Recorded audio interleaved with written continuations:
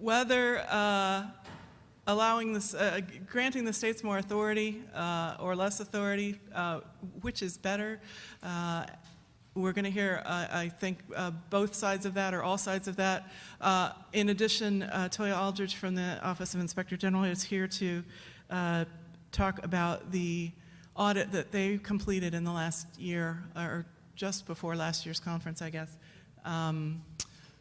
reviewing the PHMSA certification process of approving state authority and what weaknesses they may have found or opportunities for improvement, we'll call it, in that process. So we're going to start first with Alan Rathbun from the Washington Utilities and Transportation Commission. He's here representing NAPSR, and he's going to speak from the state's perspective about additional state authority possibilities and also the status of interstate agency agreements with PHMSA.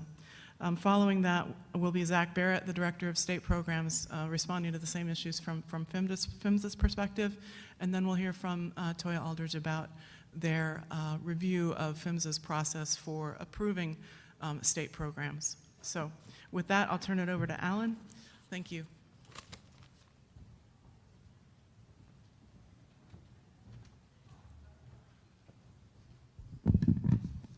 Well, good morning, and thank you to the Pipeline Safety Trust for inviting NAPSR to be here today.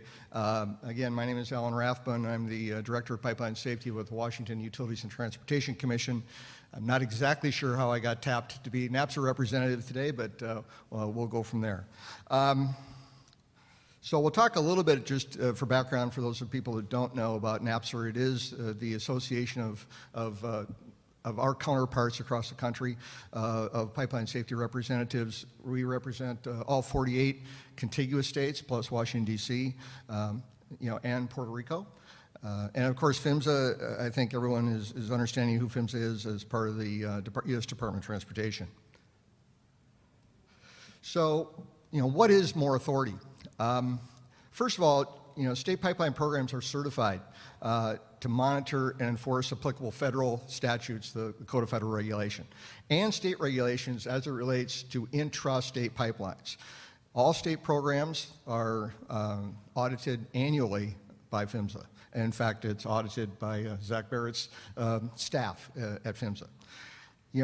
Many states, have safety regulations which are much more stringent than the federal standard, but they can be more stringent, they just can't be in conflict. In other words, for an operator to be in compliance with the state regulation, that could not put them in conflict with the federal regulations. So that's the one stipulation relative to, and again, those relate to our intrastate pipeline operators. When we talk about more authority, one of the things that's often thought of is to mean status for a state program as an interstate agent with some oversight responsibility over interstate pipelines. What we have here is a list of the 9 state programs that have interstate authority as an interstate agent of PHMSA. There's 4 states that have both hazardous liquid and gas interstate authority. So what is interstate authority? Again, PHMSA has the regulatory authority over interstate pipelines. And really, to be an interstate agent, it's really a contract. It's really an agreement between PHMSA and the state for the state to act as an agent of the federal government, of Department of Transportation, PHMSA. We will conduct investigations and inspections on behalf of our partners, of a part of PHMSA, and we will issue findings and recommendations to our PHMSA partner here in the state of Washington. We will make those recommendations to the western region of PHMSA for them to review and take action. The state does not have authority to enforce federal regulations. And basically, our safety regulations cannot be applied to interstate operators. Now, we do have some regulations that we can apply. We charge fees to our interstate operators, but the safety regulations that we have for our intrastate operators do not apply to the operators of interstate pipelines. So the question again we were talking about today is why can interstate authority lead to an improved safety? And I think that one of the things that's paramount is that from NAPSR's perspective, partnership is almost always superior to individuals acting alone. Every NAPSR program views PHMSA as a partner in our intrastate activities. We can't survive without them. As an interstate agent, the program works as a partner with our PHMSA region to enhance pipeline safety in our states. So, when we talk about what value is added by the state programs acting as interstate agents, we talk about several items. One is because of our proximity to these systems and these operators, I think we have advanced knowledge of facilities and systems that they operate in. We certainly know, because of our close proximity, the operations and the people involved. We have perhaps enhanced knowledge of both geologic and geographic risks that apply to the pipelines within our state jurisdictions. And we understand our local governments and our first responders. Because of that proximity, we are certainly much more able to react quickly to incidents and emergencies. We're simply closer. And because of proximity, states are more accessible as a resource to our first responders and our local governments. And then simply based on size.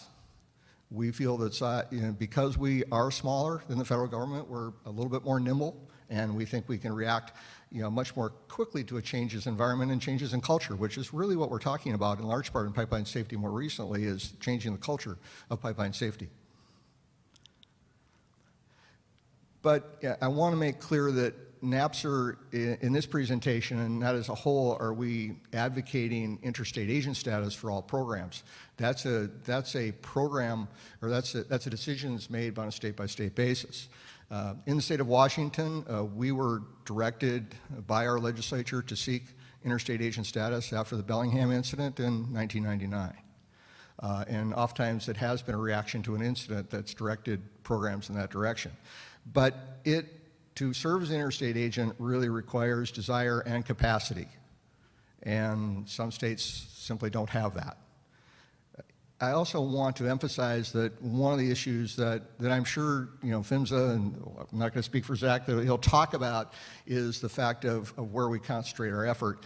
I know that there is no interstate agent that sacrifices our responsibility over our intrastate operations to basically take on this interstate agent status. We have to be able to do both equally well. As I was preparing for this conference, I was looking back at past conferences. It's been a while since I've been here, but I was looking at the theme behind the 2012 conference, which was trust but verify, and trust is really an important part, and I think it's one of the issues that, and I'm not going to say that people don't trust Zach or PHMSA. I'm not going to say that, Zach. But I think to me it's human nature that people tend to trust those which are closer to them. I mean, as a supervisor, I have learned that you tend to trust your direct supervisor more than you trust someone up higher in an organization. And I think the closer the proximity, I think the trust is there. And so, trust is important in pipeline safety. Trust is important. We heard this morning about building trust. I think most of the speakers have talked about that. But trust between operators and regulators, trust between regulators and the public, trust between public and operators. But it's always important. And I just think it's natural that trust is often greatest with those governments that are closest to them. Again, in Washington, we've learned that trust is probably highest with first responders of anyone you deal with in government, because those people are local and they deal with you on an individual basis. And it's just natural that as you go farther away, it's more difficult to trust. And so we think the enhancement of having state partners really helps build that trust. Again, would increased state authority improve safety? I don't think, and maybe Zach's got some metrics, I don't think there's a metric out there that's going to answer that conclusively. I think one of the things you can't do whenever you have metrics around safety, and I've been a regulator for over 30 years, it's always really difficult to determine how much you enhance things because you don't have that control mechanism to say, well, if you didn't regulate it at all, what would have been the outcome? So what you can't measure is what you prevented from happening by your diligence of being there on, on a regular basis. It's a difficult question to answer. But a question that we have is if the state has the desire and capacity, why not? Whether pipeline inspections are scheduled based on a risk-based criteria, which I know we have done in the state of Washington for a long period of time, or if they're simply based on how many resources you have available. In any regard, adding local experts to the process to us seems to be appropriate. Is there a conflict? I'm not sure there is one. PHMSA and NAPSR and the state programs share a common mission. We're all about public safety. We're partners that depend on each other. And we both strive to build and enhance, there's some discussion today about the safety management system, this change in culture and safety that will get us to target zero. And that's really something that we have to do cooperatively. We as NAPSR and state representatives welcome the addition of PHMSA field resources, additional staff. As I told Zach this morning, as long as you don't take our staff in doing that, that's absolutely wonderful. But we still believe that local resources are necessary for effective regulation. And with that, this is just a wonderful little cartoon that we talk about a little bit about what's our control. But with that, thank you very much.